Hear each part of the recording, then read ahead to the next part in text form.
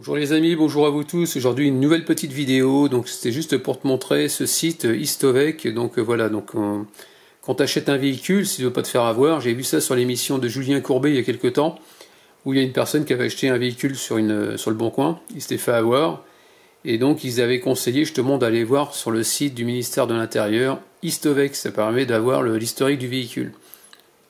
Donc voilà ce que je peux te dire, c'est que j'ai voulu aller voir par curiosité ce site, et je me suis aperçu d'une chose qui était pas cool, c'est que quand on a acheté, Stéphanie, et donc ma compagne a acheté l'Audi A3, c'était en 2017, février 2017, et là je viens de m'apercevoir, elle s'est aperçue à l'instant qu'il y a un truc qui n'était pas clair.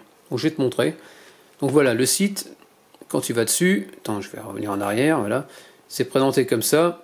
Tu choisis donc la plaque d'immatriculation, donc si c'était depuis 2009, avant 2009 ou avant 95. Donc tu choisis ton modèle, donc moi c'est ce modèle-là pour le Audi Sportback.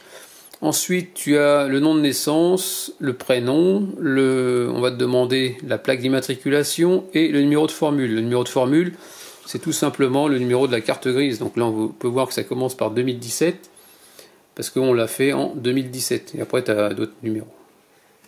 Donc voilà ce que je voulais te dire. Une fois que tu as fait ça, tu fais rechercher, et là tu as tout l'historique du véhicule. Donc là on peut voir que ici, c'est l'Audi, la puissance, là on sait que c'est le propriétaire actuel, pardon, c'est Stéphanie. On est le 4e titulaire du véhicule. Première immatriculation, voilà, donc tu vois ça. Ensuite on va aller dans véhicule, jusque là il n'y a rien d'alarmant. Donc dans le véhicule, donc on a la marque, en gros c'est tout ce qui fait partie de la carte grise, on peut voir. Ensuite titulaire et titre, donc là on voit que c'est toujours Stéphanie, carte grise, première immatriculation, date de la carte grise actuelle, donc on l'a fait faire le 3 février 2017. Voilà pour ça. Situation administrative, donc on peut voir qu'il y a peu de suspension, déclaration valant saisie, non.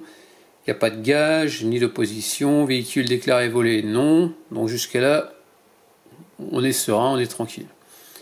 Historique des opérations, donc là on sait ce qui s'est passé depuis le départ. Donc c'est-à-dire que ici, décembre 2006, première immatriculation, session de vente. Donc elle est passée dans les mains d'un professionnel en 2011. Ensuite, changement titulaire, 2015, achat reprise encore par un professionnel. Session de vente.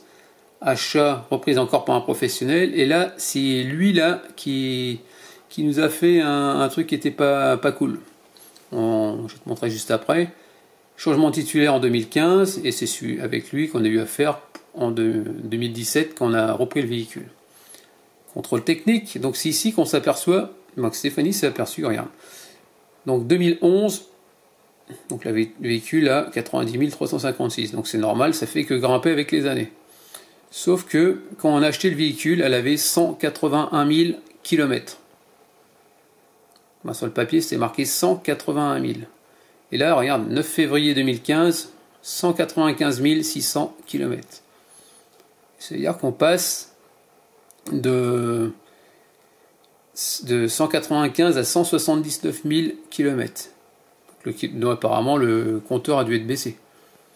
Tout moins, c'est ce qu'on pense. Donc j'ai fait une recherche là-dessus, ça peut en rester là, et puis voilà.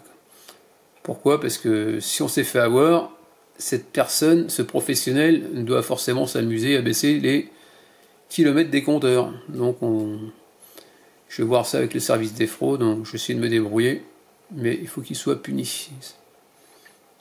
Donc voilà pour ça. Donc kilométrage, ici on peut voir que là, ça fait que grimper avec les années, et là on voit bien que ça descend. Et que ça remonte. Donc ça, cette partie-là, c'est pas normal. À moins qu'il ait cassé le moteur et qu'il ait remis un autre moteur derrière. Et j'aimerais bien être au courant, quoi. Donc voilà pour ça. Après, certificat de situation administrative. Donc là, ça va te résumer. Tu peux l'imprimer, il n'y a pas de problème. Et après, si tu veux le transmettre, par exemple, à ton futur acheteur, tu peux envoyer un rapport à l'acheteur ou copier le lien du rapport. Donc voilà ce que je voulais te dire sur cette petite vidéo. En espérant que ça t'ait plu, que ça puisse surtout t'aider et éviter de te faire avoir. N'hésite pas à me laisser des commentaires avec des j'aime ou j'aime pas, comme d'habitude, pense à t'abonner, actionne la petite cloche de notification, et puis je te dis à très bientôt. Allez, ciao.